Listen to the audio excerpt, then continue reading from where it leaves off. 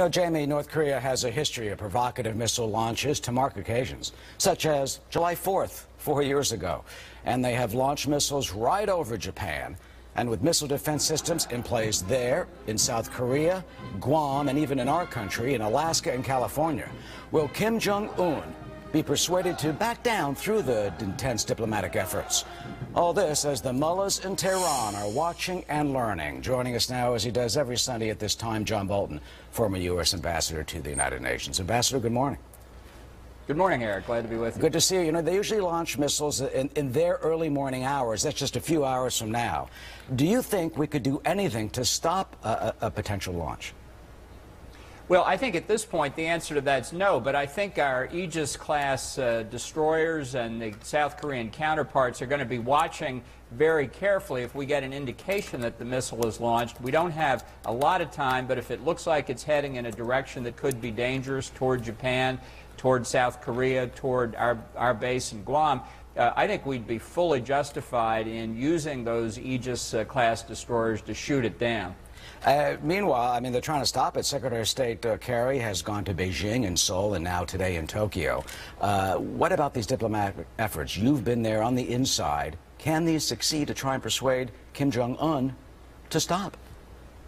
Absolutely not. I think Secretary Kerry has made a number of very serious mistakes in his diplomacy on this trip. First, saying that he's open again to resuming the six-party talks with North Korea. These have been going on for 10 years. They haven't done a single thing to retard North Korea's nuclear weapons program.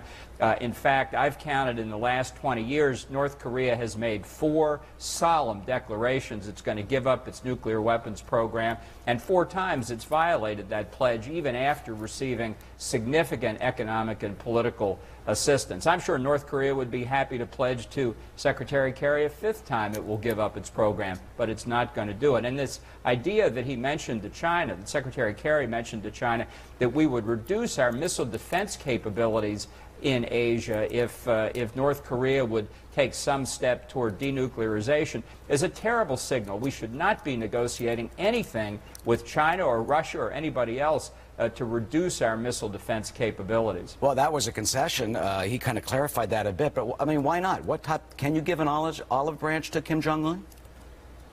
No, he's never going to give up the North Korean nuclear weapons program, which is a threat in Northeast Asia and a threat around the world. I mean, honestly, we don't really know who's running North Korea, so psychoanalyzing the third Kim leader isn't necessarily going to get us very far. But I tell you who is watching this closely, as you just mentioned, are the Ayatollahs in Tehran. And to the extent it looks like the United States is slipping back into the failed effort to negotiate with North Korea, they're doing the equivalent of opening the champagne in Tehran, because it means that the path to negotiation for them, giving them more precious time to perfect their nuclear and ballistic missile programs, is right there in front of them. Yeah, what is that message to Iran? Of course, there have been reports that top Iranian officials have been in North Korea and involved in these missile tests and their missile production. What are they learning? Well, I think they're saying that there's every incentive to getting toward being a full-fledged nuclear weapons state. The North Koreans are the most heavily sanctioned country on Earth, and in the past 7 years they've detonated 3 nuclear devices, and in December put a payload into Earth orbit. The incentive for Iran is to speed up its nuclear weapons program, to detonate a nuclear device, because the effect is not to isolate them further, as Secretary Kerry says. This idea that somehow North Korea is worried about being isolated, welcome to the last 60 years, and the effect on its population, its perennially near starving population. If they were worried about that, they'd have done something about it 30 or 40 years ago. I think this has been a potentially disastrous diplomatic effort by Senator Kerry, both with respect to North Korea and, I'm afraid, with respect to Iran. The signals are all wrong. Well, you talk about the signals during his tour. The Secretary Kerry did say, quote,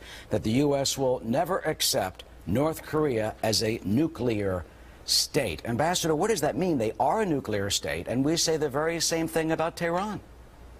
it doesn't mean anything. That's what the problem is. The Clinton administration said it's unacceptable for North Korea to be a nuclear weapon state. The Bush administration said it's unacceptable for North Korea to be a nuclear weapon state. The Obama administration says the same thing. The lesson for Pyongyang and the lesson for Tehran is this rhetoric means nothing.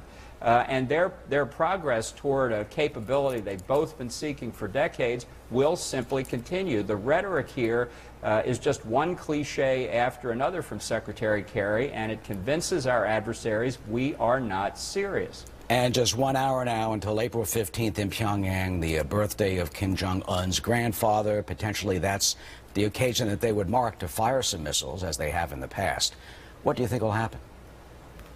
Well, I think, you know, what this comes down to in part is, while we all talk about the political significance of the missile launch, the North Koreans need to test this missile. They have not tested it in a launch from the peninsula yet, and whether they do it on the 15th of April to commemorate our tax day or whether they do it some other day, they will test this missile, and we will not respond to it under the Obama administration. So I'm afraid that whether they do it in the next 24 or 48 hours is less important than the reality that they're continuing to make progress to be able to deliver nuclear warheads on targets that we consider vulnerable, like in South Korea, like in Japan, and someday in the United States. Well, that is certainly a chilling thought. That has been their threat. They can't do it now. Apparently, the next hour we'll be talking to House Homeland Chairman Mike McCall about what they could do here. Ambassador Bolton will be watching. Of course, thanks so much. Thank you, Eric. Jamie?